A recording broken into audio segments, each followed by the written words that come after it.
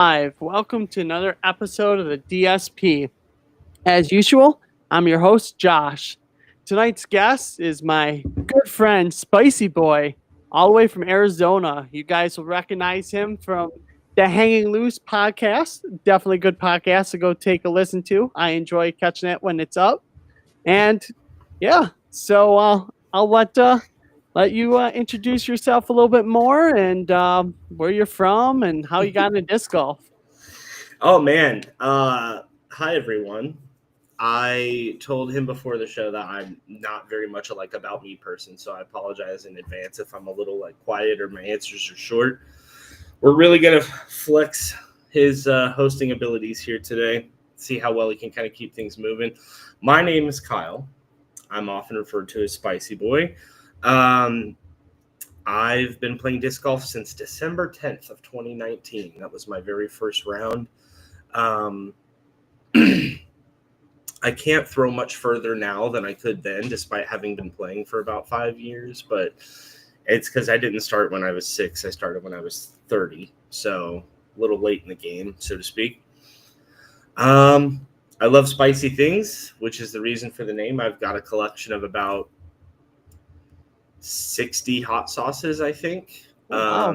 Most of them are still bottled. I had these delusions of grandeur when I got started that I was gonna open and taste every bottle that I get, and then I got so many bottles in such a short period of time that I was like, oh, I'm being very wasteful, so I stopped.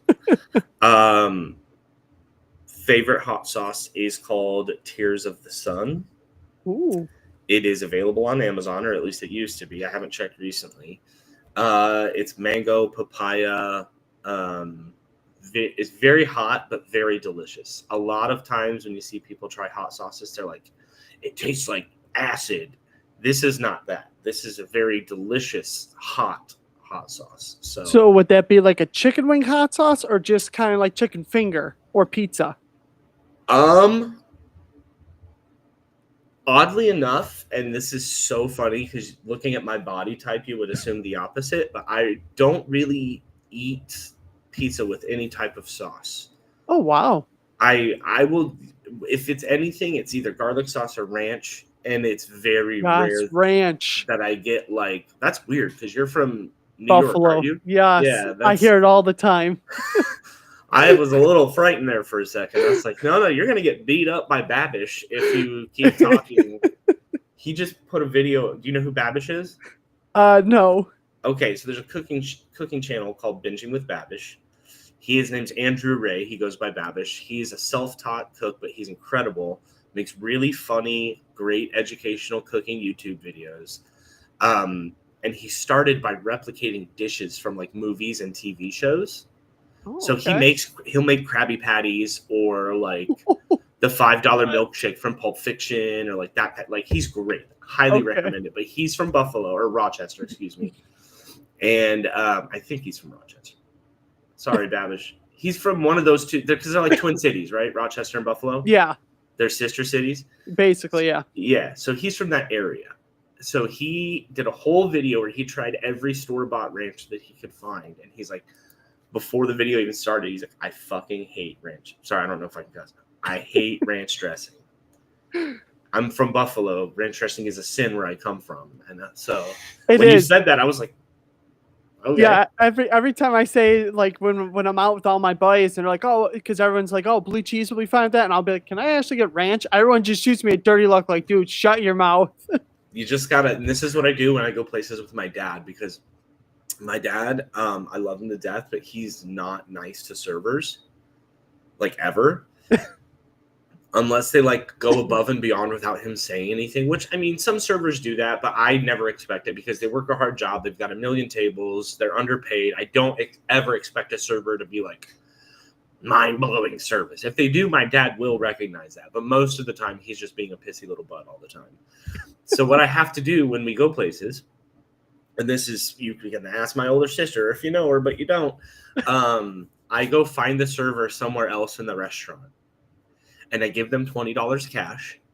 And I go, I'm really sorry about my dad in advance. He's going to be tough. So you need to do that with the server. Go find them, give them $5 because it's not as important, and be like, hey, I don't want to publicly order ranch, Yeah, but I just want slide ranch. it. Yeah, just bring me ranch. Don't say anything. Yeah. But yeah. So disc golf, spicy things, big into video games. I just installed a shiny new SSD into my computer so all my games run faster. Here's a funny story. Oh, I love stories. This will be a quick one, but it's really funny. So I was Story time. Story time, yeah. What a hanging loose reference. I love that from you. I ordered a 2 terabyte hard drive on Amazon Prime Day, or not hard drive, SSD. And for those who don't know the difference, a hard drive is a physical spinning disk that your computer has to read information from. It's very loud, it's very slow, it's very old.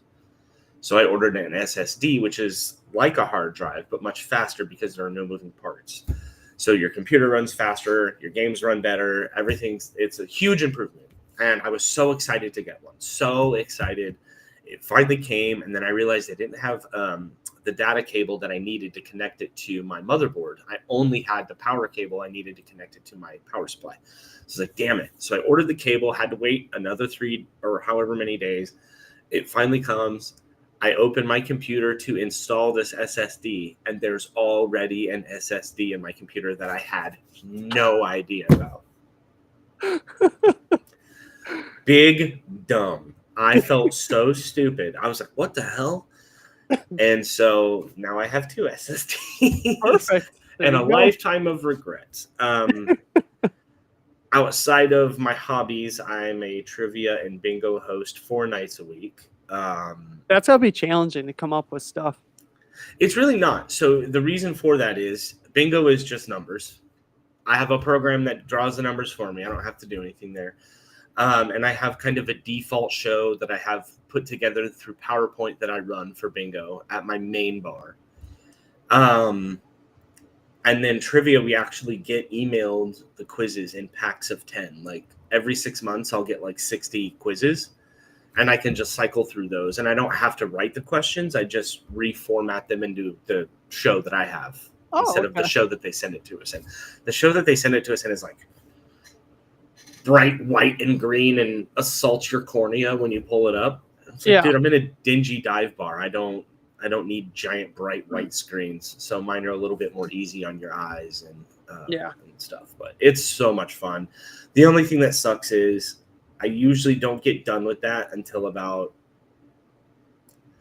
the show ends at 9. I hang out and chill with my regulars for a little bit afterwards. I order some food to take home from the bar, and I usually get home at about 10 o'clock. By the time I wind down and I'm ready to go to bed, it's about midnight, and then I have to be up at 4:30 for work. And so that's rough. Oh, yeah, that's rough. The lack of sleep is rough. But yeah. So with that, while that going on, are you able to fit in like any league rounds during the week, or do you play more casual with your buddies? Like you get buddies in, hey, let's go get a round in. So that's a good question. We have a group text, and I haven't been playing recently only because it's like 105 plus every day out here, and when you're built like I am, you get moist very easily when you walk outside, and it's not fun to play when you're sweaty. I'm also nursing a blister on the bottom of my left foot that's about the size of a $50. Ooh. And trying to plant or pivot on that is not fun. It's usually my right foot that I plant or pivot on because I throw right-handed mostly. But if I throw a lefty shot or even just walking on it for long periods of time, it's not pleasant. So. Yeah, that's crazy that you're coordinated to throw lefty and righty. Like there's only one other person I know that could do that, and Dan Maturko, he's a local guy here. He throws dominant left, but he could also backhand righty. I didn't know that till the one day I was doing a practice round with him. All of a sudden, he threw a right hand shot. I'm like, what did you just do? Yeah, it's funny because to tell you this, we have to go all the way back to the beginning. In the beginning. Yeah, there was white, and that's me. I was born And I think, because we all have a natural dominant hand. And I think my favorite way to test it is to set something perpendicular to your feet. So if you're standing like this, there's something going a long ways that way. And the way that you test your handedness usually is jump on that like you're jumping on a skateboard. So if you lay like a piece of tape on the ground, jump from this stance to a sideways stance, and whatever stance you land in will tell you where your brain tends to align. So I land right foot first, which usually means your right foot is dominant. So it's weird. It's very bizarre. So like I land goofy stance if you're a skateboarder, you know what that means, which is your right foot forward. But I also push with my right foot if I'm on a skateboard, which is called pushing Mongo, and you're supposed to push with your back foot because it's quicker. It's more convenient to get back on the board. You don't have to turn your body as much. And I just don't. My brain is an absolute labyrinth of BS. Can I cuss or no? Because I'm going to want to. Here and there you can. Just not too much. All right. I will behave myself. I'm pretty decent at that. But anyway, so my dad wanted me to play baseball. So I grew up playing t-ball and coach pitch and all that stuff. And he wanted me to have a better chance of making it professionally. And professionally, you will have a better chance to succeed if you're left-handed, because when a left-hander throws a baseball, naturally the ball tails. Okay. So you have movement on pitches, even if you aren't trying to have movement on pitches. So that was my dad's kind of MO for making me try and be left-handed. But I've always written with my right hand. I kick with my right foot. But I use a fork with my left hand. I use scissors with my right hand. I'm so messed up. It's so bizarre. And it's funny because I was watching, I'm not the biggest fan of his, but Bert Kreischer is very similar in that he's just messed up as far as handedness goes. So when I went to learn disc golf, all the videos I saw, by the way, Physics of Flight by Dynamic Discs taught me Phenomenal. lot about becoming a golfer when I very first started. I recommend those videos to everybody. But everyone in those videos is right-handed. So I'm watching visibly how to learn this game right-handed, and I am one of those brains that is good at mimicking. So after watching those, I went out and started to throw right-handed, and I threw right-handed from the first year and a half I played golf. Never even thought about throwing left-handed.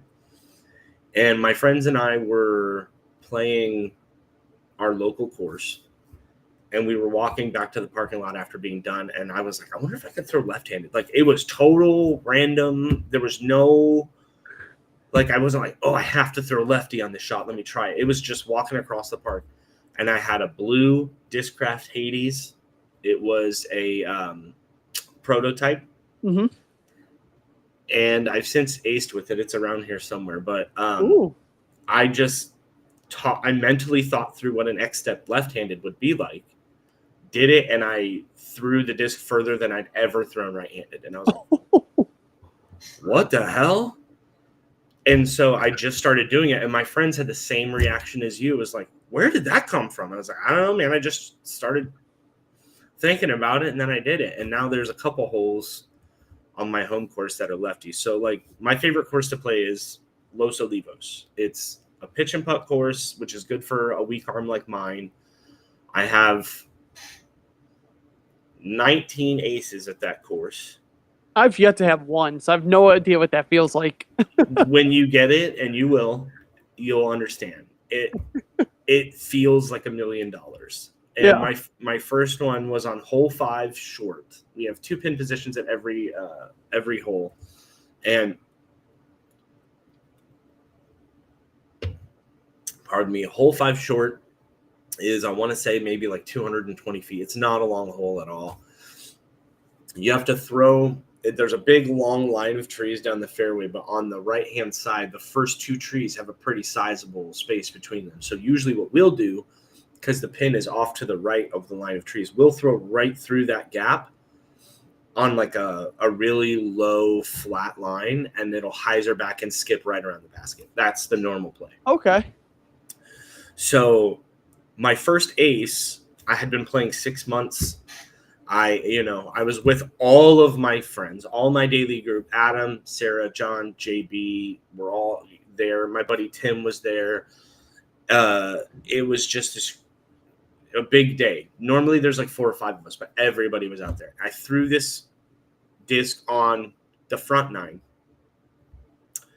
and I hit the first available and rolled behind the tee pad. I have a negative distance on this hole the first time around. And, when that happens, your friends do not let you hear the end of it. Oh, so no. The whole round, they're like, oh, heads up, And so we get to the same hole on the back 9. And I threw and missed that tree by about that much. Not even an inch. And my friends all went, oh, almost did it again. Well, my disc was in flight. I probably shouldn't do that. Sorry. I'm not Elon Musk. My disc was in flight, but disappeared above the tree line, so we couldn't see it. Yeah. So we're just waiting for it to land so that we can see where it is, and bam, right into the chains. And I was like, oh. And my friends were like, what the hell? And I was like, I don't know. And so I ran all the way up there and grabbed it. I was so excited. We took pictures, and it was this whole thing. So I've got that hole. I've aced 6 times, I think. That's awesome. Yeah. And it feels like $1 million every time you get one. So don't worry, yours is coming. So every time, like, have you ever like been out and around with your buddies and like just like a pro just comes up and talks to you because they know who you are? Like Ricky just comes up, hey, how's it going? And then your buddy's like, dude, you know who that is, dude? Well, if you've ever seen the memes that are like, my toxic trait is name dropping or like being a braggy asshole. And I'm self-aware of it, and I try really, really hard not to do that. I, in my brain, verbalize it as I'm sharing something exciting about my life with you. I'm not trying to brag or like I hung out with this person. I'm like, isn't this cool? Wouldn't this be cool? Like, that's how I feel about it. And so I try, like I said, really hard not to do it. The only time I've ever encountered a pro during a round of golf was Kat Allen spends her off season in Phoenix. Okay. And she plays Los Olivos, my home course, a lot, because it's a technical course, even though it's short and small, you got to hit your lines or you're going to be penalized. So her and Austin Hannum were out there throwing, and we walked up to them because they were throwing multiples off each tee, as pros do. And so we just asked if we could play through real quick because it was only about 4 or 5 of us. And they're like, yeah, no problem. So they let us play. And this was the second time I had met Kat. The first time I was, and I've told the story on our show before, but the first time I was volunteering at the memorial, someone asked me to go ask her what year she won the memorial so that they could use it during her intro announcement. I was brand new to disc golf. I didn't know anybody or think anything about it. I was like, sure, I'll go ask her. So I was like, hey, Kat, what year did you win the memorial again? And she gave me the nastiest look, like I was supposed to just know. And I said, they're going to use it for your announcement, so they just wanted to know. And I think it was 2018, and she just gave me the nastiest look and was like, 2018. And I was like, okay, sorry to bother you. So I went and told the start tent, whatever, we announced it. When we ran back into her at Los, she must have remembered me because I went up to drive and I was like, I'm going to hit a tree just for you, Kat. Like, trying to joke and keep the mood light. Yeah. Don't mean any. And she was just no reaction, didn't say anything in response, just stared into my soul. And I was like, geez, man, who pissed in your coffee? And that's the only time I've encountered a pro during a round. Now, okay. That being said, when I'm out filming, which we'll talk about more in a minute. Oh, we're about to jump into that because when I'm out filming, and my friends are in the gallery, they're all they walk around and follow me, but I'm usually filming lead cards. So they're also watching lead card. Then pros come up to me, and that's my friends aren't excited that I know the pros. They just think it's cool how casual everybody is with me. Yeah. So like AB will walk up and be like, "What's up, Spicy? Nice D-backs jersey, fist bump me or whatever." And my friends are like, "Oh," but later they'll be like, "What do you say?" And I'm like, "Oh, I just said he'd like my D-backs jersey or whatever, just silly stuff." Ricky comes up to me pretty frequently. The first pro to ever find me on a repeat basis, and this is so funny because before I ever filmed, I met Kale LaVisca at that same first memorial I met Kat at, and the day before that memorial where I met him, I was watching a Jomez round, and it had big sexy commentary. Yuli wasn't involved yet, and Kale was on that card's coverage, and Jeremy Colling said there are two kinds of people in this world. They're fans of Kale LaVisca and people that haven't met Kale LaVisca yet. And I thought, that's really funny. He must be a really nice guy. The next day I met him, and I thought it was funny. So I told him, I was like, I just watched this thing yesterday where they were talking about it. I said, so now I'm moving from one camp to the other. It's nice to meet you. So that was really nice. He was really kind. Followed him the whole round that day. And then the next year, I'm filming lead card, and I hear somebody like roll up on one of those one wheels behind me. I turn around and it's Kale, and he goes, "Hey, what's up, Kyle?" I was like, "You remember me?" He's like, "Yeah, Spicy Boy, right?" I was like, "Yeah." I was just totally like a starstruck little child. Oh, that would so be me too. If like I've ran into any of those guys, I'd be like, "Oh my god, like I throw disc too." Yeah, it was so funny. I was just totally, completely taken aback by it, and I think he hadn't turned 40 yet, so he was still playing MPO. Oh, okay. And I was filming an MP40 round with Dutch. God, I can't remember his last name. Dutch Napier, I think. People call him Batman because he's got Batman stuff all over the place on his cart, on his jerseys, on his hat. And Shasta Chris and Steve Brinster and anyway. That was really nice. It really made me feel like $1 million. And I'm a sucker for attention. Ask Terry. He'll tell you. He hates it when people come up to me while we're together and they're like, "Spicy Boy." Terry's like, "God, stop it." He won't shut up about it. I'm like, I'm not trying to. I just get excited. So how did you like meet Terry Miller, and how did you even get into like helping him record the rounds? Now, I'm going to sound like a sorority girl right now. And and I don't know another way to say this because it's genuinely what I believe happened. I manifested it. Perfect. I manifested it. So there's a tournament every year in Phoenix in November. It's usually the week before my birthday, around the 16th or so, called the Phoenix Ladies Open. It's the largest all-women's event in the country. It's a one-day, 2-round tournament, happens every year. My friend Sarah, shout out Sarah, plays in it when she's not pregnant. She's been pregnant for the last couple, so or she was for the last one, and I think she's due around November this year. I don't know how long I'm sure that, but it's hopefully on the 13th on my birthday. That'd be pretty solid. Or the 20th on mine. Oh, there we go. We'll see. We'll battle. Let's take bets now.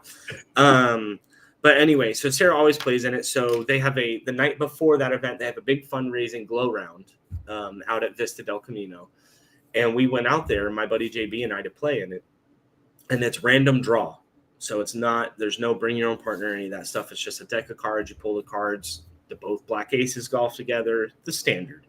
Yeah. And so we get out there and I see Terry Miller and I know who he is. And I told JB, my buddy, I was like, "Terry Miller's here." And he's like, "No way." And I was like, "Yeah, he's right over there." And he's like, "Holy shit, that is Terry Miller." And I said, "Watch, he's going to be my partner. I'm telling you right now." And he's like, "You think so?" I was like, "I feel it. I feel it in my bones. Terry and I are going to be partners." And so they draw the cards. We all draw cards. They start calling the cards. They call my card. And Terry and I start walking up to the guy to get our scorecard to keep track together. And I was like, "No way did I call that." And it turns out he is the partner of the other guy on our card in the foursome. So I had a partner, and then Terry was the other guy's partner, but we ended up on the same card. Perfect. And I thought, that's so funny. So I was like, hey, man, big fan, love what you do. Obviously, you've done a lot for the sport. Thank you for everything, etc. And he was like, oh, thanks so much. And I was like, my friend Sarah's playing tomorrow. And I was like, I love editing. Like, I love shooting and editing stuff myself. I used to do it in high school all the time. I did video announcements for the school. And Terry's eyes, I mean, like the 4th of July, those things lit up. And he's like, really? You do camera work and editing? You don't say. And I was like, oh, I haven't done it in many years. Please don't think I'm not. It's not a recent thing. I just thought it was funny that we had that in common. And he said, well, come out to the tournament tomorrow and I'll give you a camera and you can just walk around and film a few things for me and we'll see how you do. And maybe I can use you when I'm in town.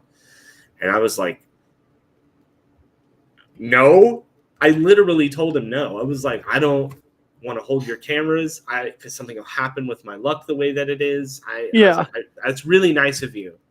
I was like, but I don't think that I'm going to be able to do that and be any sort of like respectable cameraman.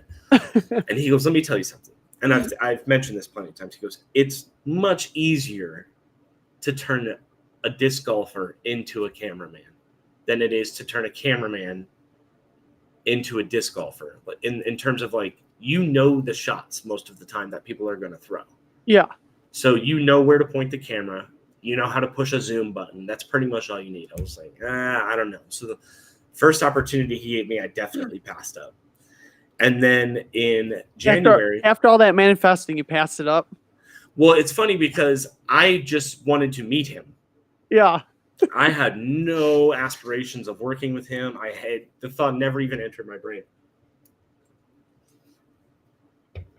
So every January he comes back and films the Shelly Sharp Memorial, which is not the normal memorial that you guys are all aware of. Shelly Sharp happens a couple months before. It's the same course essentially, and it is an A tier, or at least it was. I think it got downgraded to a B tier this year, but he comes back out and messages me on Instagram and is like, hey man, I'm coming back in town for the Shelly Sharp Memorial, and I was curious if you were interested at all in like helping me out with camera work. He goes, if anything you film isn't usable, I'm not going to use it. He goes, but just as kind of a trial run, it would be cool if you wanted to come out. I'll give you a camera. You'll be my catch cam, so you'll be with me almost the whole time. I was like, yeah, sure. So I went out and filmed around, and he's like, he goes, there's a couple notes. Obviously, you're not going to do things exactly right the first time, but I think your camera work is good enough to help me out when I'm in town. If you would like to do that, I'll let you know when I'm here. And if you're available, I'd love to have you. And I was like, holy shit, no way. And so I was like, sure, man. So then I immediately run into all my friends. I'm going to be filming with Terry Miller, the disc golf guy. I was so excited. I was so freaking excited. And so it's just been a working relationship from there on. And Terry's, he catches a lot of flack online for a lot of silly things, but ultimately he is responsible for the level of disc golf coverage that we have today because nobody was doing it before him. Yeah. So, Jomez came from what he was already doing. Disc Golf Pro Tour didn't start. He was filming their rounds and putting them live on the internet or on DVDs before anybody else. And so he's the godfather of disc golf is how I refer to him, or disc golf media at least. Yeah. And he's helped me out with personal issues that I've run into. He's always reaching out if I post something about being sad or depressed or whatever. Like, he's always one of the people that reaches out to check on me, and I love Terry to death. And heck yeah, that's awesome. I will always sing his praises, even though all he does is shit on me publicly. So, like, what other got like some big stories or anything about like filming with him other than like the first time? Or well, a few things have happened. Obviously, when we do the memorial, there are 2 rounds out at Fountain Hills, which for me is about an hour drive. It's a pretty good distance. My first 2 tournaments that I worked for, I volunteered at the memorial. The first memorial I volunteered at was the last one that was a part of the Pro Tour. So either it was that good or you did that bad. well, I mean, I think it's just the courses that we use here. Like when you go to, let's just say like Jonesboro or any of the courses on the East Coast or whatever, those are dedicated disc golf courses. Our courses are public parks. So when we have tournaments, these people walking their dog or riding their bike or whatever, they're either A, oblivious to what's happening, even though there's signs, there's flags, there's notices everywhere, or B, they have a particular disdain for disc golfers because something has happened in the past and they just don't like us. So it makes sense to pull us off of the Pro Tour. I wish that we could rejoin, but I totally get it. Because the difference between year 1 and year 2, like being a Pro Tour event and not being a Pro Tour event, is so almost disheartening. Yeah. It's, you have all these signs. I met Jeff Spring. I rode around my first tournament. I rode around with Jeff Spring, the director of the tour. That's and so collected cool. tour assets like the boards by the greens and all of the risers for the baskets and all that stuff. And so Jeff's a buddy of mine. He's very nice, very down to earth. And then starting filming with Terry was a completely different thing. So when I sorry, it's hot as hell in here. Oh, there we go. Hopefully you can't hear that on my mic. I show up early. I get my camera set up. We time sync at the beginning, so all of our footage is the same. And then I'm following around Paul Macbeth, which is like, how is that your first? It's wild when that happens. Is you're just like, hey, the greatest golfer in the world. Obviously, things have changed a little since then. No, I was just gonna ask, was that when he was in his prime, kind of still McBeast mode? He had just signed with Discraft the year before. Okay. And so it was like peak. It was like looking Tiger Woods in the face, man. And so my first run was crazy. I had to stop and wash my hands. I think I had gotten sunscreen on them and I didn't want to get it on the camera. So I stopped to wash my hands at one of the bathrooms. And I turn around and Paul's standing right behind me to wash his hands. And he's like, excuse me. I was like, oh, yeah, sorry, sir, whatever you want. Like totally turned into a child. Which is so funny because I think Paul and I are the same age. But like most of these golfers are younger than me, and I realize how I act around them, and I feel so childish. But it's you like what you like, and being that way is usually involuntary. It's happening before you know it's happening. So sorry, oh, yeah. all of the golfers. I'm a little chill with you now, but at first I was definitely annoying. My favorite stories while filming, my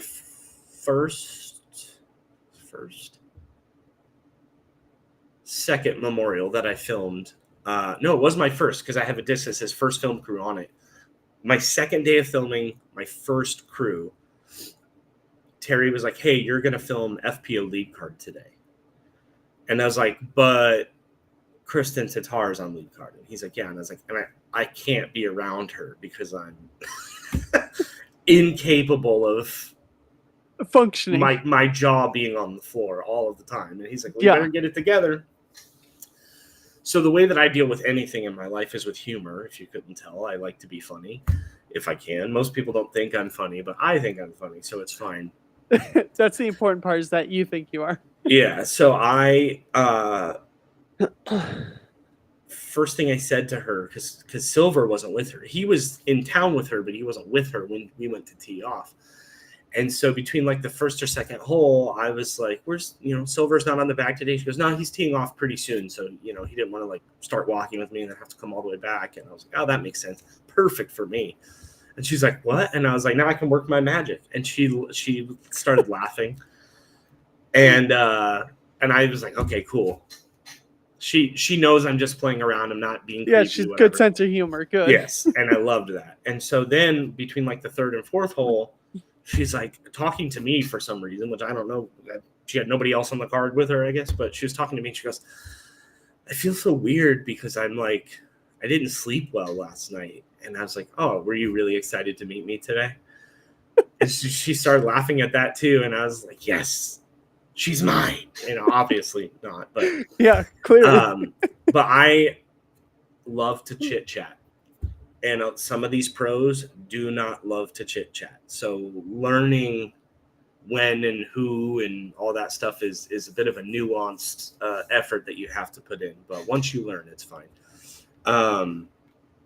That was my first story. It was like getting to film Kristen all day and she's so sweet. She's such a delightful human being. And then I kind of feel bad that she's having like such a rough season this year. It's like, hey, they can't all be bangers, brother. Yeah. You can't win all 4 majors every year, Kristen. Sorry. It's clearly just mental. It's like her game hasn't changed. She's got to get out of her head. That's what I think. Well, I think she's been having a lot of really little things in my brain. Little things are much harder to deal with because anytime you go up to throw, you're like, oh, it's just a toe injury. It's not going to affect me. But then you're thinking about it. Yeah. You're giving it part of your brain's bandwidth. Whereas if you're injured enough, you just don't play. Yeah. If you try and play through an injury that's just a little naggy, that's the worst thing you could do, in my opinion. Yeah. There used to be, I'm a big baseball fan, and there used to be kind of a running joke in baseball about Barry Bonds sitting a game out because he had a hangnail. Now, in baseball, it's a little bit different, I think, because it's not really going to affect the way you throw the ball. You know, it's not a heavy enough injury, but like I get where he's coming from with that. Is like if you have something small enough that it's pestering you, it's going to be a mental detractor. It just is. There's nothing you can do about it. Yeah. So, my favorite story, not so favorite story, is last year's Memorial. I was filming FPO in the morning, and then I had to film MPO in the afternoon. 2 rounds running around with a camera, back to back, no break between. It's rough. So the way that the time laid out on this particular round, because it was the final round, I had about 40 minutes from ending the FPO round, I thought, until the MPO round teed off. Now, there was a backup during the day, and it resulted in me just missing the tee off for MPO. Terry was there, and he's like, I'll start. You take like a little bit of time, sit down, grab something to eat, and get refueled, and then come meet me wherever I am and take over. I thought, okay, no problem at all. So I went to Duke's, which is the bar right there on the 18th green at Vista del Camino, ordered some sliders. And right after I ordered, Terry's like, hey, when are you coming out here? I was like, dude, I just finished. I just sat down. You told me to take some time to eat. He's like, well, I need you out here. And I was like, I just ordered food. Yeah. You know, and he's like, okay, well, eat as quick as you can and get out here. And I'm like, okay, no problem. So I inhaled like 2 of the sliders. I got 2 of them to go, put them in my car, and then ran out to film with him. And I put the SD card that the FPO final round was on in my left pocket. I put a spare SD card in my right pocket in case the one I had in the camera was like needed to be reformatted or whatever. Yeah. Always carry spares, batteries, cards, whatever. That's the first thing Terry taught me. And so I took my phone out because Terry was texting me. He'd be like, where are you? And I was like, do I get a break or not? And so I took my phone out of my left pocket. And because this one doesn't, but because my case at the time had that like textured rubber background, it pulled my whole pocket out of my pants. And I lost the card that had the FPO final round on it. And I didn't know that it had fallen out. I had no idea. So I get about 30 feet from where Terry is, and I reach into my pocket to get the card to give him. And I'm like, I don't have the final FPO round card. Like, it's not here. And I had walked almost all the way across the course at Vista, which is a long way. Uh-oh. And so I'm like, well, now I have to retrace my steps all the way back across this park and try and find this. So I walk all the way back and I don't see it. I'm looking like this on the ground, walking all the way back. I don't see it. It's like a 20-minute walk. I finally get to the end, turn back around to just go tell Terry, sorry, I lost a whole round's worth of coverage. And as I turn around to walk back, there's an older guy and he's holding an SD card. And he goes, hey, did you drop this? I see you looking for something. And I was like, where did you find that? He goes, oh, I was like 10 minutes back. I've been trying to like follow you, but you're walking so fast and I don't know your name. He's like, so I've been trying to get your attention. And I was like, I'm so sorry. That guy totally saved my bacon, especially because it was Jen Allen's first time winning. Oh, yeah. And so I would have lost that moment to forever if that guy hadn't found it. So shouts out again, that guy. Very much appreciate him. That was the most afraid I've ever been filming. In my kitchen, right, you can't see it because it's dark, but right here is a big Pelican case with 2 cameras, 2 monopods, microphones, XLR cables. Terry just leaves those with me. So if there's ever anything in Arizona that is worth filming and I'm not injured like I am now, or my car's not broken like it was before, he has me go out and record those for his channel. So like Maricopa Open I did last year and the year before that by myself. Recorded Anthony Barella's first Discraft win, which was exciting. Oh, heck yeah. I recorded Tristan Tanner's first DGA win, his first A-tier win ever. That was exciting. My friend Chandler Ray, friend of the podcast, she's been on our show before. She was a long drive AM world champ last year. Yes. And she just won mixed doubles worlds with Ben Calloway in Finland yesterday or 2 days ago. So I've filmed all these people's like milestones. It's very exciting for me that I'm the person in charge for like showing them to the world for the first time. So those are my favorite stories. I know that was kind of long-winded, but so have you ever thought about doing recorded rounds out of Arizona state, like coming to a different state to do some big rounds? Or so I've had one travel gig, and that was I filmed the Beehive Classic last year in Ogden, Utah, with John Braidman, he's become a buddy of mine. Terry contracted me to go up there and film for his channel. So getting paid to travel for disc golf is wild work. It really kind of blows your mind the first time it happens. You get on a plane for free and then you go stay in an Airbnb for free. And I mean, obviously that comes out of Terry's pocket and I appreciate him immensely. Really the main thing that keeps me from traveling more is I have a day job and limited PTO. Yeah. I can't, I just can't ignore that. And then also I'm not the most financially secure person in the world. So like usually what'll happen is the cameraman will rent a car and Terry will then reimburse you for it once you send him the receipt. Yeah. And I don't have a credit card that has like $1,000 limit to just go rent a car for a week, So yeah, it's that gets in the way a lot. I would love to travel more and film more. Yeah.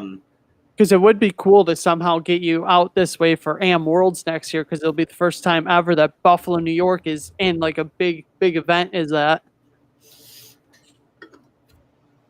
when I traveled to upstate New York last year, we went to Richmondville, I think it is where we stayed when I went to the Baseball Hall of Fame in Cooperstown. Mm-hmm. And upstate New York is gorgeous. Absolutely gorgeous. And I would love to go back. There's a course on the Omagong Brewery grounds that I played, met a couple of random guys and played with them, and that was really fun. So I'd love to. Yeah. If I can if Terry wants to film it and I can get the days off work, because next year I'll have a whole new bank of PTO that I can kind of pick and choose where I go. I'll certainly do my best to get out there. I'd love I almost went to New Mexico to film Masters Worlds, the Tim Selinsky's Masters Worlds, and then Terry's talked to me a couple times about filming Throw Down the Mountain, and things like that. So if I can get my schedule to behave and my money in order, then absolutely I'll be traveling to film more. I'd love to. Sounds like I need to get in the ear of Terry Miller to see if we can get some Am Worlds coverage for next year out this way. Absolutely. I encourage everybody, if you guys do contact him, and this is Terry, please know that I love you and I'm only doing this because I love you. Do not contact him unless you can afford to contact him. I have never seen somebody put so much effort into anything for free as Terry Miller does. And it shatters my heart when people get on him about like, why isn't coverage out yet? You guys have no idea how much work goes into editing, and Terry doesn't go to bed until 6 a.m. and tee-offs start at 8 the following morning. That man works so hard. He works through sleepless hours. He spends his own money. He films tournaments at a loss a lot of the time. If you're going to ask Terry Miller to come out and film your tournament, do not do it unless you can pay him for it, because that man deserves every penny. He deserves all the flowers, and I absolutely hate seeing him, even unintentionally, get taken advantage of. Yeah. So Western New York Disc Golf Club, reach out. Let's get a fundraiser tournament going. Let's get this done. Absolutely. If you can pay him and he can be there, he's a PDGA ambassador, so he always talks about Am Worlds. I don't know what his schedule's like as far as like filming for tour or whatever, but if he can be there and the money's right, I absolutely recommend it. He's a great dude. I just can't say enough good things about him. Sorry, brain fart, but I love Terry Miller. That's the gist. Yeah. So out of all the pros that you like got to film, who would you choose to do like a round where, like, let's just say you got like it's like for a doubles championship round, who would you choose to be your partner? Ooh, that's a great question. I would probably say, I'm not going to say names, but there is a pro that's local to Phoenix that's not the highest on the pro list, but I've reached out to him a couple times to be a surprise partner for me at doubles rounds and have been stood up more than once. So I don't know that I'll reach out to pros anymore for fear of that happening.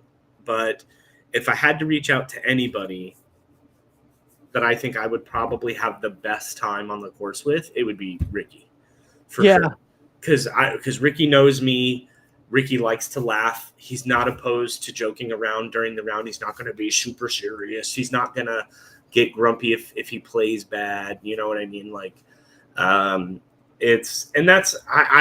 very much get grumpy when I play bad, so that's not a knock on those dudes. But like, if I'm having a pro join me, I want to have a good time.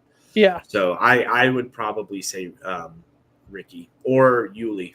I think Yuli would be really fun to golf with. Yeah.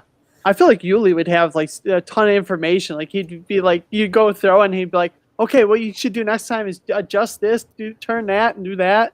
And see, another reason that I love Yuli is because he does have that information, but he loves to joke around too. So like, there will definitely be instances where I would be like, Yuli, I don't know what to do here. And he would walk up, take a real serious look at the shot, look at my feet, look back up at the shot and go, just don't suck. And that is the exact experience I would want with a professional. Like, obviously I'm not on your level, so have fun with me a little bit. And that's very much how Yuli is. I may when sorry. You're good. Good friend Sarah, who we lost in the last couple years, used to be the starter for the Memorial. Sorry. She used to be the starter at the Memorial and was the sweetest, nicest person you could ever meet. All the golfers loved her. When COVID happened, she used to fist bump all the guys and girls before they would go out. And when COVID happened, she switched to, she'd call it chicken wing. Give me chicken wing. And we lost her, and that was really hard. But one of the years before that happened, she had to use the bathroom. So I was the substitute starter for like 2 cards. And one of the cards I got to announce was Jeremy Colling. And I made a joke at my own expense, and he laughed so hard at it. He was like, that self-deprecating humor. He goes, Yuli would love you. And it's funny because Pete Ulibarri, Paul's brother, older brother, he's a big local Arizona golfer. He wins all the MP40 division tournaments, and Pete's a buddy. Pete always stops and says hello. But I also know their mom, Pat. She's very sweet. And my first tournament with Terry, Pat was like, we're going to go to dinner. You and Terry should come. So then I'm at dinner with like Terry Miller, Yuli's mom, and then like her significant other, I think at the time. I don't recall his name. But the server took a picture of the 4 of us and on Pat's phone, and she sent it to Paul. And Paul's like, who's on the left? He didn't know who I was, which I thought was really funny. But Jeremy Collings made me laugh quite a bit, and just getting to have that kind of, I love that humor. Yeah. So getting to play with him or Yuli or Ricky, or, you know, even if I can get AB to crack a smile during a round, that's a good day. That's winning AB, right there. And it's not a again, it's not a knock on him. He's just a pretty stoic guy. He's pretty level-headed a lot of the time. He's not really focused on anything but the round, and especially if he has a couple bad shots, he's very quiet. He stands away from everybody else, and you got to know when to hold him and know when to fold him, Kenny Rogers. And so I won't talk to him if that's the case. But if I can get him to crack a smile during a round, it's a good day. I filmed, we have the Big Arm Challenge out here every December, and I filmed a round with him in it, and I had the shirt on that said only Judy can judge me, and it has a bunch of pictures of Judge Judy on it. And AB was like, bro, what the hell is that shirt? And I was like, I literally wore it just so somebody would ask me about it. So thanks for noticing. And he's like, you're dumb. I think AB would be fun to play with, as long as he's in like a loose non-competitive mood. I think, because I wouldn't want to get in the way of his competitive juices. I don't think. That's kind of like the last question I got for you guys. Any questions for me? Well, one of the ones that you sent me for today was, do I watch more FPO or MPO coverage when I'm watching golf? And I love to watch. I work from home. This is literally where I sit when I'm doing my day job. And I will usually have golf. I have 2 monitors. I usually have golf on the left monitor if there's a tournament going on. And I try to watch both when I can. I try and put the FPO on earlier in the morning. Then I have my lunch break, and I come back and I watch MPO. Okay. If I'm watching post-produced, it's usually MPO, because I like to see the layout that... Sorry. It's my wake up for bingo alarm or trivia alarm. But I like to see the layout I would be playing if I went. So it's not a knock on FPO at all. It's just I relate a little bit more to MPO, so that's what I tend to watch. Now, okay. I'm vice versa. Filming, I love my dudes, but I would so much rather film the ladies. The ladies, oh my gosh. So much fun. Oh my gosh, they are so much fun. They are so unserious. Yeah. Like every once in a while, like the last round of the last tournament, Jen Allen missed quite a few putts, and she was in like a don't talk to me mood, which normally Jen is a very good friend, and I see her around course all the time. She will come up to me and give me a big hug in front of everybody and like not even bat an eye. I love Jen Allen, but when it's the Memorial or the Phoenix Ladies Open or whatever, Jen is like on the card almost always. It's usually her, own Scoggins, and whoever else, but they all always have an absolute blast. Yeah. They are making jokes, and I mean jokes I can't repeat here jokes. Yeah. My friend Ashley Phelps, they call her Smashly on Instagram. She's great. She was out here last time. I met my friend Chandler Ray. We call her Chowdy. Like I said, the mixed doubles world champ, right? The current reigning world champion. I met her at the last memorial that was out here, and her and I had become video game buddies. We play games together all the time, and they are just so loose with it. Yes. And like, it's the best. It's the absolute best. They'll throw a bad shot, and I mean a bad shot. We all throw them. Yeah. And they'll turn right around at the camera and be like, delete it. Knowing full well that I have no control over that, you know. Or last memorial, I asked them to hold the camera so I could run to the restroom because I know and trust them. And so I come back, and they're filming themselves talking about their favorite sandwich for no reason. They're like, oh, I love a good roast beef with mustard. And I walk up, I'm like, what are you doing? And they're like, oh, we're just giving you some B-roll, Spicy. I'm like, stop it. Terry's going to think that I'm filming this. That's like not me at all. But the FPO is, I love my MPO homies, but FPO is a much better experience. They always wait for me to be in place before they throw. MPO doesn't. So like Drew Gibson throws really fast, especially if it's like an upshot or like a tap in. You know, I have to make sure I'm in position, and they don't always check to make sure. So there are some shots that get missed, but FPO is always like, you ready, Spicy? You good? And I love that. I love it. It makes them look better on coverage. It makes me look better as a cameraman. It's a win-win. That being said, I would never ask an MPO card to like slow down for me. If you ask anybody, sorry, my neck hurts. If you ask anybody I've ever filmed, the first thing I tell them, especially if it's a pro I've never filmed before, TJ Grobman, I just met him at the last memorial, and he was really understanding about it. But I always go up to a pro, introduce myself. Hey, I'm Kyle. Everybody calls me Spicy or Spicy Boy. I'm going to be filming your card today.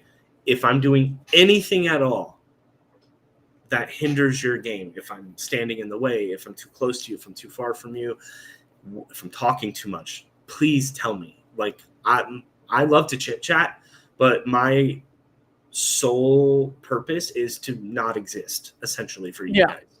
So every pro I've ever met, with the exception of Kat Allen, and I don't mind saying that because I don't think I'm going to make her like me at any point in the future anyway, it has been very kind to me. The only other person who's kind of iffy was Simon Lazat. I'm sure he's a perfectly nice guy, but I was tasked, same tournament as Kat Allen, that first tournament. Hey, Simon's over there putting his tee times in 2 minutes. Go get him. So I had to walk up and interrupt his warm-up and be like, hey, your tee time. And he's like, I know when my tee time is. I was like, I know. I'm sorry. I'm just doing what I was told to do. I'm certainly not trying to be bothersome. Yeah. And then he left his wallet at the T1, at the first tee pad, and Philo Brathwaite found it and was like, oh, it's Simon's. I'll give it to him. And then, but I don't know. It's a blast, man. I'd say disc golf is in such a unique spot as a sport that the door in is wide open for anybody who wants to be involved. Yeah. And if you can get out to a tournament and volunteer, most tournaments are not going to let you work for free. They're going to give you something. They're like out here, the store Spinners on the Green, the world famous Spinners on the Green, they give you it may have changed since I did it, but they give you $5 in credit for every hour that you volunteer. So at the end of a tournament, I had like $200 to go spend at their store. That is so cool. Not only that, they give you a memorial stamp disc for every day that you volunteer. So you get 4 discs for free, plus $100+ in credit if you're out there for 2 or 3 days. And and you get the best seats in the world to see the best golfers in the world play this game that you love. There's no reason not to volunteer. And every year, our memorial volunteer page basically has to beg people to come out and do it. That's crazy. You don't want to stand in the sun for hours at a time. They don't let you. They'll bring you sunscreen. They feed you. They bring you water. They take very good care of their volunteers. I'm sure every other tournament does. But I highly recommend volunteering at least one day. Just try it once. Yeah. And you will have an absolute blast. It's so much fun. Unless you get hit by an AB drive in the chest. That's sorry, that one cameraman in Vegas, but you gotta be quick. Annika Sten almost hit me in my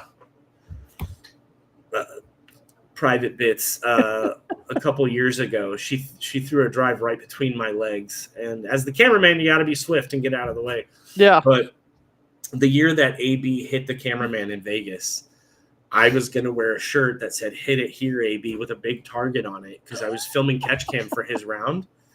And I was like, this will be funny. He'll get it. Like, obviously, he kind of got screwed out of winning that tournament from that shot. But, like, he's got a sense of humor, whatever. So I asked Terry if I could wear that. And he's like, absolutely not. You're not going to represent me and be an asshole at the same time. And I was like, I get it. So the end of the first round, when I was going to wear that, AB and Adam Hammis drove up in AB's car, and they were talking to Terry and I. And I was like, hey, AB, this is what I was going to do. And I told him, and he just went like this. Funny. And I was like, boy, I'm glad I didn't do that, bro. He would have been throwing straight at me on purpose. Yeah. And he already spins me around with every drive he throws anyway because he's just got a freaking monster arm. Yeah, the way they can throw those putters so far is insane. Not even putters, dude. Especially out here, like, he throws those big 700-foot rollers. And I can't, if I'm catch cam, I can't go 900 feet down the fairway and film your throw from there. I have to go about 400 or 500 feet so I can get a decent shot. And then you spin me around 400 feet at the same time. And it can be a little taxing. I'll tell you, hardest part about being a cameraman is tracking discs. Because if you use the screen on the camera, you can't really see it that well. And if you use the eyepiece, it's real little. And you can't see it that well there either. You just kind of have to rely on your knowledge of disc golf to know where it might be. And then you catch it and you're like, oh, there it is. Like 99% of my tracking shots on drives are luck. I just happen to be zooming in at the right area at the right time, and then I catch it and track it from there. Yeah. But, man, I just – disc golf has been so wonderful to me, and I've said this before, and it sounds really dramatic, but it's genuinely the truth. And I'm sorry if this triggers anybody. It's not meant to at all. But like, disc golf saved my life. I had just recently been divorced. I got divorced. My divorce was final April 30th of 2019, and then I met a friend of mine named Lauren, who I don't talk to anymore, and I'm sad about that. But she's married, and I get it. We kind of had a thing a little bit, so I get her not talking to me anymore. But she was the first person who bought me discs, and she bought me discs that same November for my birthday. And without that, where I would be is not here, that's for sure. And everybody, with the exception of a couple people in disc golf, has just been nice and kind and welcoming, and it really did bring me out of a few really dark places. So my whole group of people, like I said, Adam, Sarah, JB, John, Tim, Cody, Jesse, Nick, Cosmo, Jack. I'm so forgetting people, and I'm so sorry. It's not intentional, but Dan, I love all of you. I love our group chat. I couldn't thank you guys enough for letting me be a part of the group. Even through trials and tribulations and things, and just everybody in the disc golf world, you guys are great. Keep it up. We are a rare commodity in the world, I think. And I am just elated to be a part of it every time I go out to throw a disc. Heck yeah. No. So where can everybody find you, Spicy Boy? Oh man, it's on the screen right now. At spiiciiboiidg on all socials. Really, the only two I'm on with any sort of frequency are Twitter. I'll never call it X. Sorry, Twitter. I'm a little bit more loose on there. Like, I'll reply to the half naked ladies a lot, but that's fine. I'm a single man. If I ever start seeing somebody, that'll stop. But for right now, whatever, shoot your shot, right? And no, I'm on Instagram as well. I don't post a lot on there. It's usually this podcast related. At Hanging Loose Pod, I think is the name of it, or Hanging Loose DG on Twitter. The show's kind of in limbo right now. I'm not going to go into it, but we're not really sure what the future of the show looks like at the current juncture. But hopefully it keeps going. I enjoy it every time a new episode comes up. I enjoy doing it. I think it's just getting to be a scheduling thing for the three of us to all be able to meet up at the same time with any sort of consistency. I've kind of pitched maybe switching the show to a more periodical. So we have like a preseason show, a mid-season check-in, an end-of-season check-in, and then a halfway through the off-season like speculation show. Yeah. So it's like 4 or 5 a year versus every week. We're all busy. I work a full day job. I host 4 nights a week, so I just don't have a lot of time to play, let alone talk about playing. So, sorry, I get sidetracked. spiiciiboiidg on all the socials. Or if you're ever in Phoenix, come by the bar. That's the name of it. Don't ask me what bar. It's called The Bar. The Bar. Okay. It's in Central Phoenix. The Arcadia location is the one you want. I'm there Mondays and Wednesdays at 7 to host trivia and bingo, respectively. I do the bar's Uptown location Sundays at 8, which is where I have to go after I get done filming here. And then Thursdays, I do a bar in Chandler, Arizona by Paseo Vista Disc Golf Course called the Dirty Blonde Tavern, but I'm only there for another month. So until football season starts, and then I'm out. Football. Not a football guy. What? I'm a baseball boy. Oh, okay. Well, thank God it's not a Yankees hat. Oh. No, I'm a Red Sox fan, brother. Okay, thank God. I was gonna say, I have some family from Connecticut, so it could go either way. I'm a Red Sox fan through and through. Obviously, D-backs are the hometown team, so I do rep them as well. But the Yankees can kick rocks. Hate them. I can respect a lot of their players. I respect Aaron Judge. I respect Giancarlo Stanton. I was a huge Derek Jeter fan because he played baseball the right way. Imagine having a whole career and never being ejected once. That's phenomenal. Astounding. I will forever respect Derek Jeter. I don't care what Red Sox fan wants to give me shit about it. I don't care. But it's just the life is crazy, and disc golf is just in the past 5-6 years been a really big part of mine. So I appreciate you having me on so we could chat about it. Yeah, thanks for being my guest tonight. First guest appearance ever. Heck yeah. Sweet. What outros do we have? We always send people out with a scream on our show. What do we? I really don't have one yet. Haven't really came up with one yet. So just steal Dude Perfect. Pound it, noggin, see ya. Yeah. And then you'll get a cease and desist, and it'll be great. All right, Spicy Boy. Have a good night. You too, brother.